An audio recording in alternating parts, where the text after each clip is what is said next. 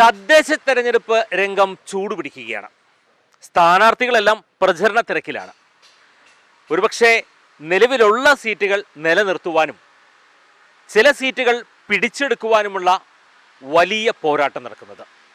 ചേർപ്പിലും പാറളത്തും വല്ലച്ചിറയിലും അവണിശ്ശേരിയിലും വീറിനും വാശിക്കും ഒട്ടും കുറവില്ല. ഇന്നു മുതൽ ഞങ്ങൾ ആരംഭിക്കുകയാണ് സ്ഥാനാർത്ഥിക്കൊപ്പം.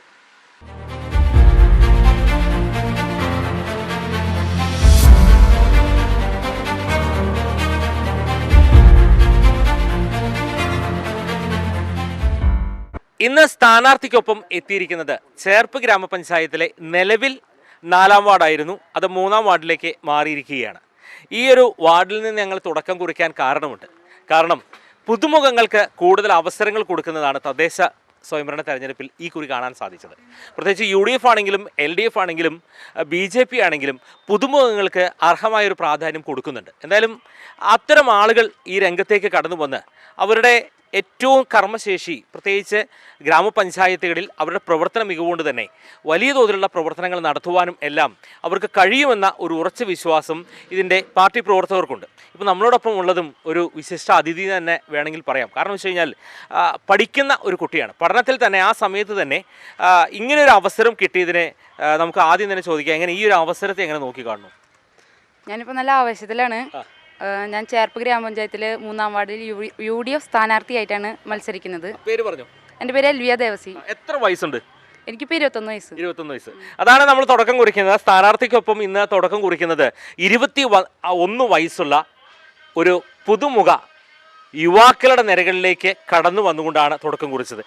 സ്വാഭാവികമായിട്ടും പാർട്ടി ഏൽപ്പിച്ചിരിക്കുന്ന വലിയൊരു ദൗത്യമാണ് ഈ ഒരു ചെറുപ്രായത്തിൽ തന്നെ. കാരണം ഈ ഒരു പ്രവർത്തനത്തിന് മുന്നോട്ട് വരുമെന്നുള്ള ഉറപ്പുണ്ട്. യഥാർത്ഥത്തിൽ ഇങ്ങനെ ഒരു രംഗത്തേക്ക് കടന്നു വരുവാൻ എന്താണ് ഇതിൽ പ്രചോദനമായത്? അതായത് നിലവിലുള്ള വിദ്യാർത്ഥി രാഷ്ട്രീയത്തിലൂടെ വളർന്നു വരികയായിരുന്നു, പഠിക്കുമ്പോൾ തന്നെ രാഷ്ട്രീയത്തിൻ്റെ ലക്ഷ്യങ്ങളുണ്ടായിരുന്നു, എങ്ങനെയാണ്? ഇല്ല, ഞാൻ എൻ്റെ വീട്ടിൽ സാമ്പത്തികമായിട്ട് ടൈറ്റ് ആയിരുന്ന സമയത്ത് എനിക്ക് പഠനത്തിനായാലും കായികത്തിനായാലും പൈസയ്ക്ക് ഇത്തിരി ആവശ്യമുണ്ടായിരുന്നു. അപ്പോൾ എനിക്ക് തോന്നി ഇങ്ങനെ ഒരു സംരംഭം പോലെ നോട്ട് ബുക്ക് ഹോൾസെയിലായിട്ട് ഇറക്കിയിട്ട് നമുക്കൊന്ന് വിറ്റ് പൈസ ഉണ്ടാക്കാമെന്ന്. അപ്പോൾ ഞാൻ എൻ്റെ നാട്ടിലൊക്കെ ഇങ്ങനെ ഇറങ്ങി വിറ്റായിരുന്നു. അപ്പോൾ ഞാൻ അങ്ങനെ കുറേ വീടുകളൊക്കെ കണ്ടായിരുന്നു. അപ്പോൾ ആ വീട്ടിൽ പല തരത്തിലുള്ള സാഹചര്യങ്ങളായിരിക്കാം. അപ്പോൾ അവർക്കും ഇങ്ങനെ എന്തെങ്കിലുമൊക്കെ ഒന്ന് ചെയ്ത് കൊടുക്കണമെന്ന് എനിക്ക് തോന്നി. അപ്പോൾ അതിനൊരു നല്ലൊരു അവസരമാണെന്ന് എനിക്ക് തോന്നുന്നു. അപ്പോൾ അതുകൊണ്ടാണ് വിദ്യാർത്ഥി രാഷ്ട്രീയത്തിന്റെ ബലമുണ്ടോ? വിദ്യാർത്ഥി ഞാൻ രാഷ്ട്രീയത്തിലൊന്നുമില്ല, കായികമാണ് നമ്മുടെ മെയിൻ. അപ്പോൾ ഏതാണ് രംഗം? ഞാൻ സോഫ്റ്റ് ബേസ്ബോൾ. അതില് ദേശീയ തലത്തിലും ഒക്കെ പോയോ? അതെ, ദേശീയ തലത്തിലും സ്റ്റേറ്റ് പോയിന്റ്, നാഷണൽ പോയിന്റ്, അതുപോലെ തന്നെ ഇന്റർനാഷണൽ പോയിന്റ്.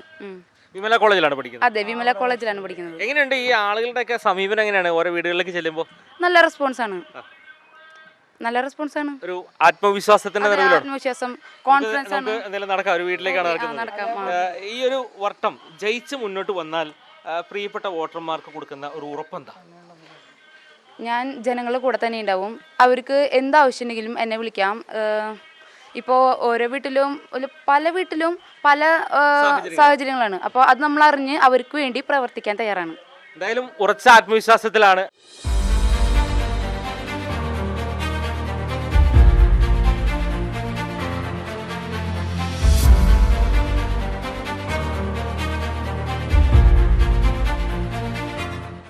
കഴിഞ്ഞ പ്രാവശ്യം ഞങ്ങളുടെ ഒരു ചെറുപ്പക്കാരനായ സ്ഥാനാർത്ഥിയായിരുന്നു. ഞങ്ങൾ വീണ്ടും അവതരിപ്പിക്കുകയാണ് പുതിയ മുഖം. അങ്ങനെ ഞങ്ങളുടെ ചെവൂരിൻ്റെ സമഗ്രമായ വികസനം അവർ ഏറ്റെടുത്ത് നടത്തുന്നു. ഞങ്ങൾക്ക് ധൈര്യമായിട്ട് ഞങ്ങളുടെ നാട്ടുകാർക്ക് വാക്ക് കൊടുക്കുക.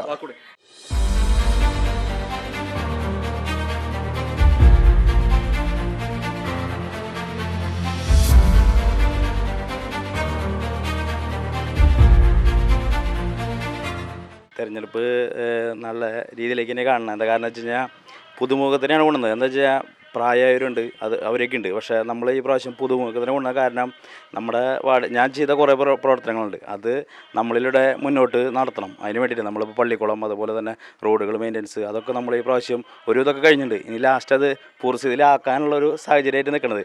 അപ്പോൾ നമ്മുടെ പുതുതലമുറയാകുമ്പോൾ പുതിയ ആശയങ്ങളുണ്ടാവും. പഴയതാവുമ്പോൾ അവരുടേതായ ആശയങ്ങൾ, പഠിച്ച് തളർന്ന ആശയങ്ങളുണ്ടാവുള്ളൂ. പുതിയതാവും, പുതിയ ആശയങ്ങളുണ്ടാവും. അതുകൊണ്ടാണ് പുതിയ തലമുറയ്ക്ക് വേണ്ടിയിട്ട് നമ്മൾ വഴിമാറി കൊടുക്കുന്നത് തന്നെ.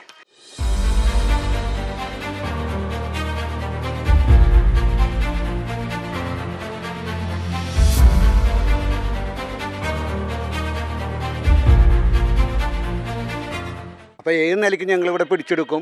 പിന്നെ ഇപ്പോൾ ഡിജിറ്റൽ യുഗമാണ്. ഞങ്ങളെ പോലെ വയസ്സായവരും നിന്നാൽ കാര്യം നടക്കില്ല. അത്യാവശ്യം മൊബൈലിലും കാര്യങ്ങളും എല്ലാ ലോകപരിജ്ഞാനങ്ങളുണ്ടെങ്കിൽ ഡിജിറ്റൽ യുഗമാണ്. അപ്പോൾ ഇവർക്ക് കൂടുതൽ അതിന് കൈകാര്യം ചെയ്യാൻ പറ്റും. അപ്പോൾ എല്ലാ കാര്യങ്ങളും ഇവർക്ക് അറിയാൻ പെട്ടെന്ന് അറിയും. എന്നിലും വേഗത്തിൽ ഇവർക്ക് കഴിയും. ഞാൻ കുറേ കൊല്ലങ്ങളായി എന്ന് പറഞ്ഞിട്ട് കാര്യമില്ല. ഇവർ പെട്ടെന്ന് ഇവർക്ക് എല്ലാ ലോകത്തിൻ്റെ എല്ലാ കാര്യങ്ങളും പെട്ടെന്നുള്ള എല്ലാ കാര്യങ്ങളും അറിയാൻ സാധിക്കും. അപ്പോൾ എന്തായാലും ഞങ്ങൾ മുൻതൂക്കം കൊടുത്ത് എന്തായാലും വലിയ ഒരു ഉറപ്പാണ് പാർട്ടി തന്നിരിക്കുന്നത്. ആ ഉറപ്പ് പാലിക്കാൻ തയ്യാറാവുക. അതെ, തയ്യാറാണ്. അപ്പോൾ എന്തായാലും ഞങ്ങൾ മറ്റുള്ള സ്ഥാനാർത്ഥികൾക്കൊപ്പം സഞ്ചരിക്കുകയാണ്. എല്ലാവിധ ഭാവങ്ങളും ടീം മീഡിയ 4 ഈ സ്ഥാനാർത്ഥിക്കും നേരുകയാണ്. ഒരു വീട്ടിലേക്ക് എത്തുകയാണ്. അവർ അഭ്യർത്ഥനയുമായിട്ട് എത്തുകയാണ്. തീർച്ചയായും മറ്റുള്ള വാർഡുകളിലെ സ്ഥാനാർത്ഥികൾക്കൊപ്പം കണ്ടുമുട്ടാം.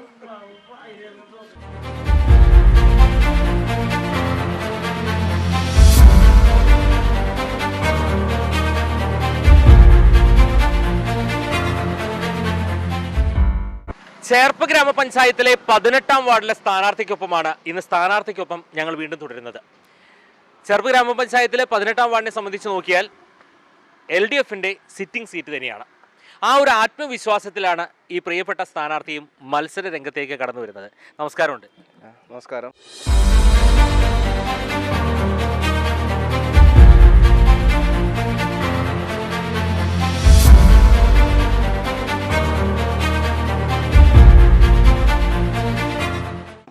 എൻ്റെ പേര് സജീർ എന്നാണ്. ഞാൻ ഇവിടെ 18ാം വാർഡിൽ LDFന്റെ വരാൻ പോണ പഞ്ചായത്ത് തെരഞ്ഞെടുപ്പിൽ LDFന്റെ സ്ഥാനാർത്ഥിയാണ്. അപ്പോൾ നിലവിൽ LDFന്റെ സിറ്റിംഗ് സീറ്റാണ് ഇത്. നസീജ മുത്തലിഫ് എന്ന് പറഞ്ഞ ആളാണ് ഇവിടുത്തെ മെമ്പറായിട്ട് നിൽക്കുന്നത്. ഇപ്പോൾ വരാൻ പോകുന്ന തെരഞ്ഞെടുപ്പിൽ ഞങ്ങൾ നല്ല ഭൂരിപക്ഷത്തിൽ നല്ല ഐതിഹാസികമായിട്ടുള്ള വിജയം ഉണ്ടാക്കുമെന്ന് ഞങ്ങൾക്ക് നല്ല ഉറപ്പുണ്ട്. എങ്ങനെയാണ് ആളുകളുടെ ഫീഡ്ബാക്ക് എങ്ങനെയാണ് അപ്പോൾ നല്ല രീതിയിലുള്ള ഒരു നമ്മളോടുള്ള റെസ്പോൺസാണ് കാണുന്നത്. പൊതുവിൽ ഇവിടെ വികസന പ്രവർത്തനങ്ങളും അതുപോലെ തന്നെ നല്ല രീതിയിൽ ചെയ്യുന്നുണ്ട്. പിന്നെ എന്ന് പറഞ്ഞാൽ ഇവിടുത്തെ ഒരു പോരായ്മ എന്നുള്ളത് ഇവിടെ കുടിവെള്ളം, അതുപോലെ തന്നെ വെള്ളക്കയറ്റം, അങ്ങനെയുള്ള ഈ മഴക്കാലമാകുമ്പോൾ ഏറ്റവും കൂടുതൽ വെള്ളം കയറുന്ന ഒരു പ്രദേശമാണ്.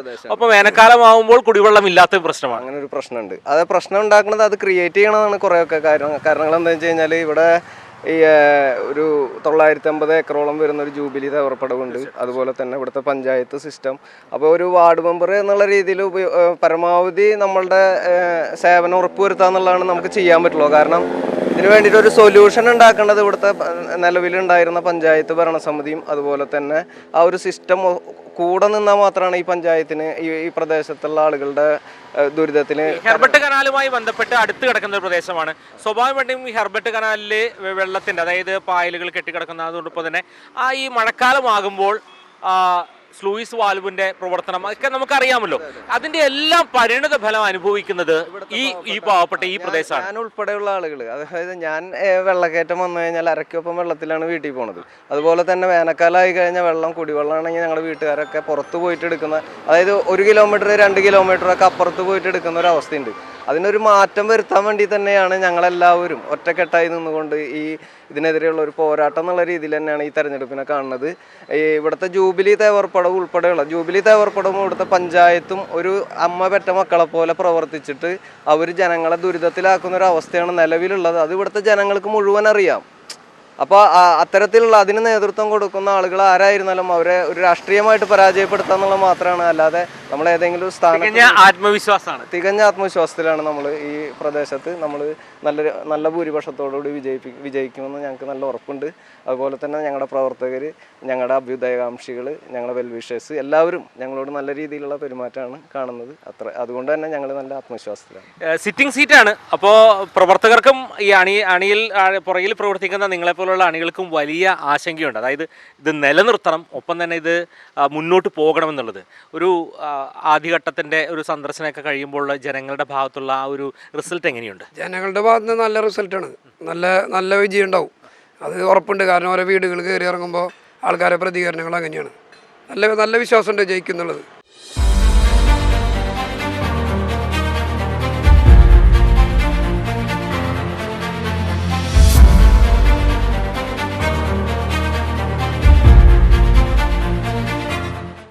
പിന്നെ ബ്ലോക്ക് പഞ്ചായത്തിൻ്റെ സ്ഥാനാർത്ഥിയും ഈ വാർഡിൽ നിന്ന് തന്നെയാണ്. ഒരു ലേഡിയാണ്, എൻ്റെ വൈഫാണ്. എൻ്റെ വൈഫാണ് നിൽക്കുന്നത്. അപ്പോൾ അതിൻ്റെ കൂടെ ഒരു ബലം കൂടിയുണ്ട്. അപ്പോൾ ഒരു വാർഡിൽ നിന്ന് ബ്ലോക്കിലേക്കും പിന്നെ പഞ്ചായത്തിലേക്കും കൂടി മത്സരിക്കുമ്പോൾ അതിൻ്റെ ഒരു ആത്മവിശ്വാസം പ്രത്യേകിച്ചുണ്ട്.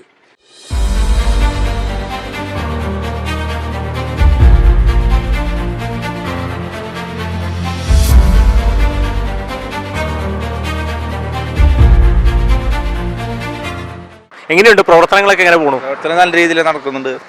ഇവിടുത്തെ പാർട്ടിയും ഇടതുപക്ഷ പ്രവർത്തകരും യുവാക്കളെയും എല്ലാവരെയും മുൻനിർത്തിക്കൊണ്ടാണ് ഞങ്ങൾ ഈ ഇലക്ഷനെ നേരിട്ടുകൊണ്ട് വൻ വിജയത്തിൽ ഭൂരിപക്ഷത്തിൽ വിജയിക്കുന്നതന്നെ ഉറപ്പ്.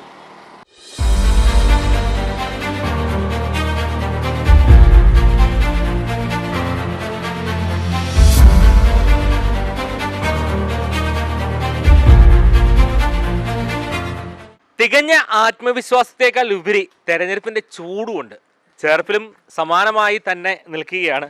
എപ്പോൾ തുടങ്ങും പ്രചരണം? എപ്പോൾ തുടങ്ങും? ഞങ്ങൾ രാവിലെ ഒരു 8 മണിയോടുകൂടി ഞങ്ങൾ പ്രചരണം തുടങ്ങും. രാത്രി 2 മണി 1 മണി 2 മണിയൊക്കെ ആകുമ്പോഴാണ് ഞങ്ങളുടെ പ്രചരണ പ്രവർത്തനങ്ങളും മറ്റുള്ള കാര്യങ്ങൾ. വീടുകൾ കയറലൊക്കെ ഒരു ഏകദേശം ഒരു 6 മണിയോടുകൂടിയൊക്കെ ഞങ്ങൾ അവസാനിപ്പിക്കും. കാരണം വിളക്ക് വയ്ക്കുന്ന സമയം, പ്രാർത്ഥനകളുടെ സമയം. കാരണം ഞങ്ങളത് അവരങ്ങനെ ഞങ്ങൾ ഹരാസി ആ രീതിയിൽ പോവില്ല, ചെയ്യുന്ന രീതിയിൽ ചെയ്യില്ല. അപ്പൊ അതുകൊണ്ട് തന്നെ നമുക്ക് ഇവിടെ ഒരു അത്യാവശ്യം LDF-ന്റെ ഒരു വേരോട്ടമുള്ളൊരു മണ്ണല്ലേ? അതെ അതെ, തീർച്ചയായിട്ടും. ഞങ്ങളുടെ CPM-ന്റെ തന്നെ പ്രവർത്തകരെ പാർട്ടി മെമ്പർഷിപ്പുള്ള ആളുകൾ തന്നെ ഒരു 10-40ഓളം വരുന്ന പാർട്ടി മെമ്പർമാരുണ്ട്. അവരുടെ കുടുംബങ്ങളുണ്ട്. അതുപോലെ തന്നെ ഞങ്ങൾ ചെറുപ്പം മുതൽ സംഘടനാ രംഗത്തുള്ള ആളുകളാണ്. ബ്ലഡ് ഡൊണേഷനും അതുപോലെ തന്നെ നാട്ടിലുള്ള അത്യാവശ്യം റെസ്ക്യൂ പരിപാടികളൊക്കെ ഞങ്ങൾ തന്നെ ചെയ്യുന്നവരാണ്. അത്ര അങ്ങനത്തെ പരിപാടികളുണ്ട്. പിന്നെ ഇപ്പോൾ എന്തായാലും എല്ലാവിധ ഭാവങ്ങളും നേരുകയാണ്. തീർച്ചയായിട്ടും ഇതുപോലെ സ്ഥാനാർത്ഥികളോടൊപ്പം ഞങ്ങൾ സഞ്ചരിച്ചുകൊണ്ടിരിക്കുകയാണ്. മറ്റുള്ള സ്ഥാനാർത്ഥികൾക്കൊപ്പവും വിശേഷങ്ങളും മറ്റ് കണ്ടുമുട്ടാം. സ്ഥാനാർത്ഥിക്കൊപ്പം ഈ ഒരു വീട്ടിൽ ആളെങ്ങനെ മത്സരത്തെ രംഗത്ത് വന്നപ്പോ ഉഷാറാവൂലേ? അപ്പൊ അനുഗ്രഹമുണ്ട്. ഒന്നുകൂടെ കൊടുത്തോളൂ. അനുഗ്രഹം കൊടുത്തോളൂ.